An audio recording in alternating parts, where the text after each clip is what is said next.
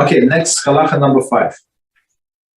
When praying in the house of a mourning or in the house of deceased, even when no mourner is present, Tachanun is not recited for the 7 days of mourning. Okay, so let's try to understand. So when praying in the house of the mourning, so we have this tradition when somebody lost a close person, right, from his family. Let's say a person lost his father who was 120 years old, right? So he's supposed to sit Shiva in that house. He can sit Shiva basically in his house, but okay, let's say he sits Shiva, it's Shiva meaning 7, right? 7 days in that house. And people come to his house and they pray all of the daily prayers, right? So they can bring sacred Torahs and stuff like that. So, okay, so now we say in a house of this mourner or in a house of deceased, right? So meaning there is no mourner, but we came after the funeral, we came to that house when this person used to live. Meaning what? That he does not have anybody in his close family circle who is obligated to mourn for him. Right? I would give example like grandchildren or his uncle, right? They're not obligated to mourn for him.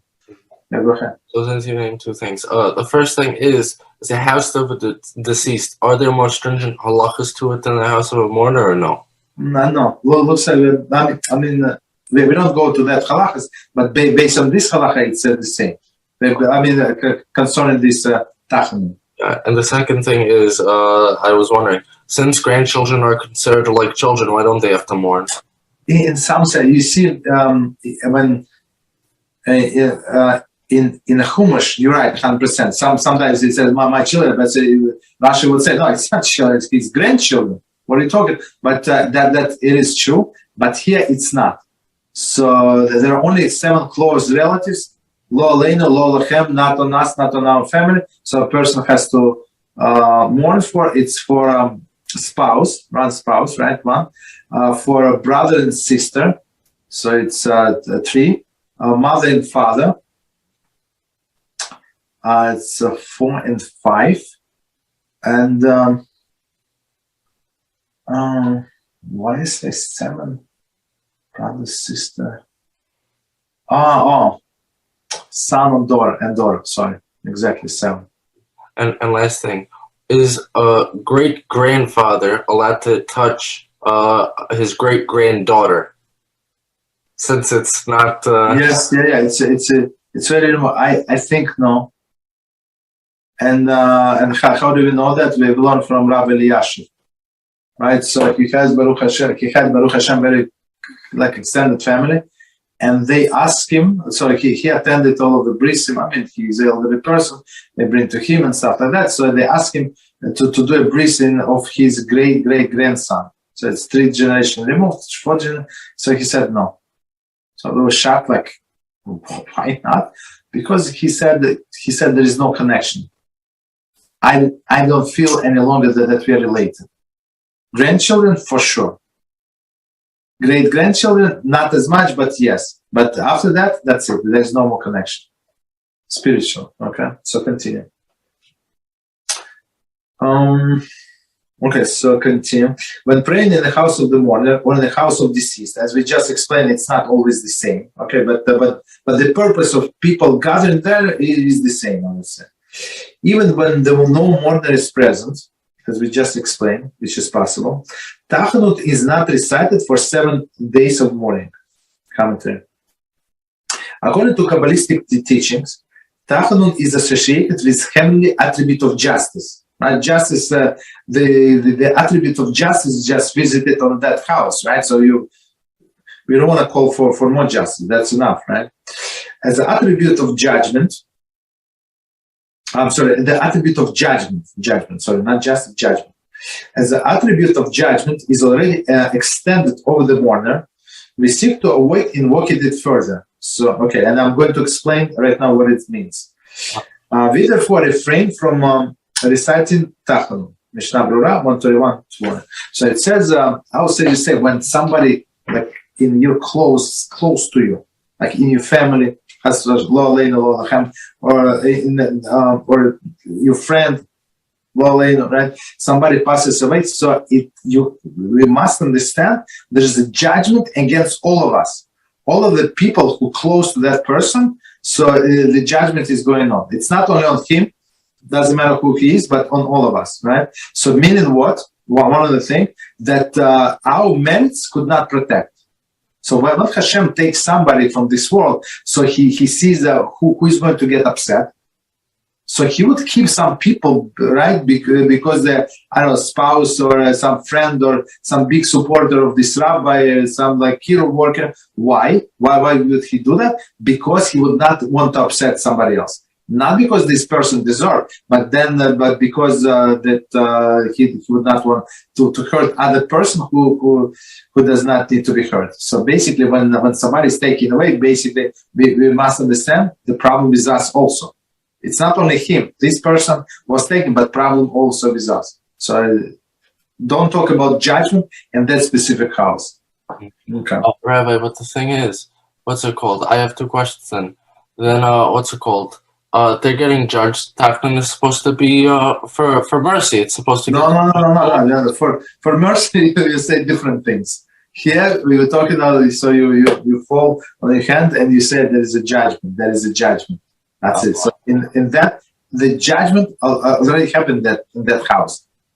Don't invoke another judgment. Well, what about Kaddish? Kaddish, we're also asking you to no? No. Kaddish, you bless HaShem for all of the good things that he does. That's I'm not. I'm saying when the mourner says Kaddish, right? Why is he saying Kaddish for his father? For his father, but it says zero about his father in the Kaddish. It has zero about deceased. It's about HaShem, the exaltedness of HaShem. So whatever he did, so basically, when the mourners say, I'm saying Kaddish for my uncle now, right? Who passed away and he was not married, he didn't have children, so there is nobody else. So I'm saying for him, right? So basically, so for Kaddish, so why saying Kaddish? So you're saying that I accept the loss. I accept so Loleno, like I think Abraham is saying for his mother, Kaddish, right? So we say that I accept this person, somebody close to me was taken from this world, right? But I still continue to exalt, bless HaShem, no matter what. You understand? And it should be a merit since I'm given this opportunity. So I want to pass this merit to that deceased person. Mm-hmm. You understand? Because for sure, that the person is being judged, he needs all of the merits. So, and I'm saying, I'm standing here, I'm Shomer Shabbos, and this person affected me in whatever good way. For example, if it's mother, if it's father, so he did or she did all the good things to me. So this person gets rewarded. It's from me, it's the same Kaddish at that moment. You understand? So angels and HaShem is listening. I'm saying Kaddish. Who is Kitzur? For whom he's same Kaddish, for that guy, for that lady. Unbelievable. And very quickly, the story that you gave about Rav Elyashiv, right? You said that was the great. So I think it's a fourth generation, basically. Oh, so once it's great grand, right? The fourth generation, it's nothing anymore. So yes. He said that there's no connection. Okay, so continue. Okay, so the Tachanun is not recited for 7 days. So somebody is sitting Shiva or somebody does not sit Shiva. I mean, if there is no mourner, so there is no Shiva, basically. This applies even if even to the afternoon service on the 7th day of mourning. Okay. So so let's try to understand. Commentary. Although the actual period of mourning has been concluded after only a small portion of the day is passed, it is considered a mourner's house until the 7th day is over.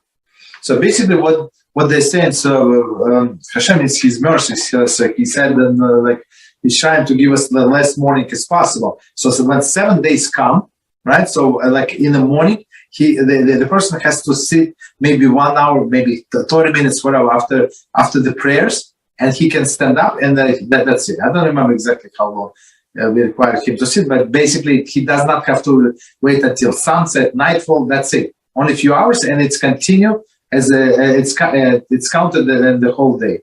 but in this sense, it's still considered the house of mourning. So if people come to his house to pray mincha for whatever reason, so they still don't say the Tachanun, which is good. Rabbi, does Shiva start? Because obviously if they're davening in his house, they have to say Shema Nazri. So does he daven Shema Nazri sitting, or does he stand up? Yeah.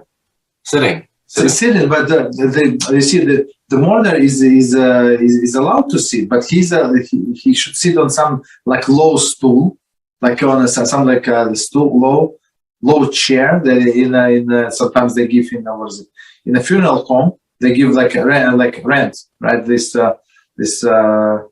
low chair, or some people sit on the floor wherever they can. I mean, maybe if it's elderly people or people with a background, like he would not be able to sit on the floor. So on a lower chair. Continue. It is customary for those who have prayed with the mourner that even upon their return to their home, they do not recite Tachanun. So basically, once when your obligation was to pray, you did not say Tachanun. So afterwards, you're not obligated to say. Wait, Rabbi, does this also apply in a place with Simcha? Let's say Sheva Brachas. Let's say someone is having his Sheva Brachas. Yeah. So, we didn't get to it. Yeah, but you're right. You're right. We don't say Tachanun there because there is Hasan and Kal. We're going to see why. Yeah, it's one of the next halachas, I guess. If there is a mourner in a synagogue, the members of the congregation are not affected by his presence and not following after him.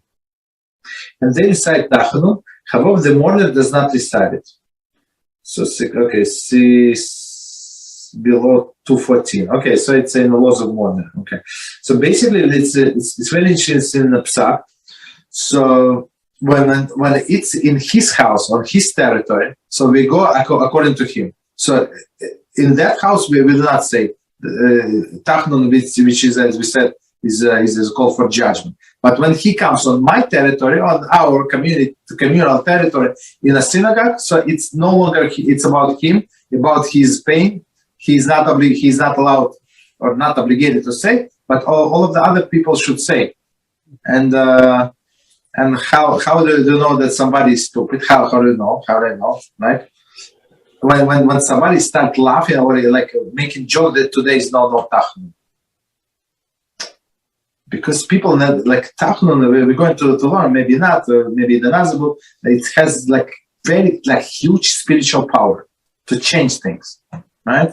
And as we said before, I think in the introduction, I said about this, why Ashkenazim say around Psukim and Sephardim don't fall on the hand, right? Because it's not for nothing, because it's such a great power, right? So people who giggle and today is no Tachanun, he's stupid. Okay. Any questions? Yes. If 5 people, let's say there's a minyan, right? Not in the house of mourning, but in a shul, and 5 of the people are mourners, what do they do then? Nobody says Tachanun, or? No, they do. We don't go, it doesn't matter how many mourners, we don't go by them, we go by the shul, by the place. Mm-hmm. Even if the Chazan himself is... He just waits. He waits until other people finish. Okay. So he cannot. You're right. Usually, this person. No. Actually, yes. This person can be a Chazan. You're right. This person can be a Chazan. If we're down in his house, he would lead the prayers. But in this case, in this specific case, it's a good question, good situation. So he's not going, as we just said, he's not going to say Tachanun. So like everybody would follow the hand, and they look at the Chazan, and he's count the whatever he counts there, right? So it's not good. It's not good. So they would put as a Chazan somebody else. It's only for 7 days. That's it. So technically, the person is not allowed to leave his house. He has to stay in the house. So since he came during the pandemic, right? So nobody is going to come. Somebody live in one bedroom, all of the 10 people are going to come to one, but nobody is going to do that. So people were forced, and I think they got permission from rabbis to come to the shul. There's no way for them to say Kaddish, basically, or pray. Okay, Israel, yeah, go ahead. Okay. one thing, because I am little steps behind yet. Why the Mourner Kaddish is recited so often during the prayers? Sometimes even half Kaddish is recited. And the question is if this is this something related to the continuous suffering of the Jewish nation? Okay, first of all, half Kaddish is never recited by one. Half Kaddish is recited by Chazan. It's a Chatzi Kaddish. It's a different story. It's not. So it's not. There are not so many Kaddishim. So, for example, in Shacharis, you say one after we finish Karbonos, you have Derabanan. Then we say do it Tikilim. We say another one, short one, and then at the very end, depends on the custom of the shul. You have after Alein L'Shabeach one, and after the Psalm of the day. So it's like 4 Kaddishim. That's it. In Shacharis, Mincha you have one, Marif you have one. That's it. It's not so many. Yeah, I say because I thought maybe the morning Kaddish was if you will on demand. What do you mean? I didn't get it. That if somebody's mourning, then there is recited, but if nobody is mourning, no morning Kaddish. Exactly. If sometimes there is no mourners, so nobody says it. So we just continue with the services. We skip. Right, you're right. Rabbi, to clarify, the Mourner's Kaddish is the very last Kaddish that we say, not like all the Kaddishim. No. Whatever I mentioned just now, yeah, it's all Mourner's Kaddish. So on Mincha, exactly. So in Mincha, it's after Alein L'Shabeach. The last thing that we say is Mourner Kaddish. In the Marif, also the last thing we say Mourner Kaddish. Two, right? I mean the two prayers, separate prayers. In the Shacharis, we start with the long Derabanan, right? Then we say shorter, a regular one, and then at the end, after Alein L'Shabeach, we also always say. So number 3, and after the Psalm of the day, it's 4. That's it. Understood. So, but yes, those are all Kaddishim. But the last one after Aleinu. No. All of them same status. I would say the Rabbanan, the first one is higher than previous one. But the mourner himself is the one who has to say the one after Aleinu, no? No, the mourners say all 4 of them. Okay, got it. Understood. So I mean, if you learn these halachas, so in olden days they were like separate people assigned. So only one person would say today. Everybody said. So today's situation is different. But in olden days they would go by preference. This person lost his mother. This has a yard site. Okay, and not going to go to it. Last thing. You said during Shacharis that there are very few Kaddishim. I think 4. Yeah. Really? I say you mean Yehesh Rabbi? We say plenty of times, no? No, the mourner say that many times that the Chazan say. The Chazan, I don't know how. Oh yeah, understood. Okay. The mourner, so yeah, but the Chazan could be a mourner also. There is no contradiction. Yeah, but other people join only these 4 times on regular day. On Shabbos there are more. But okay, continue.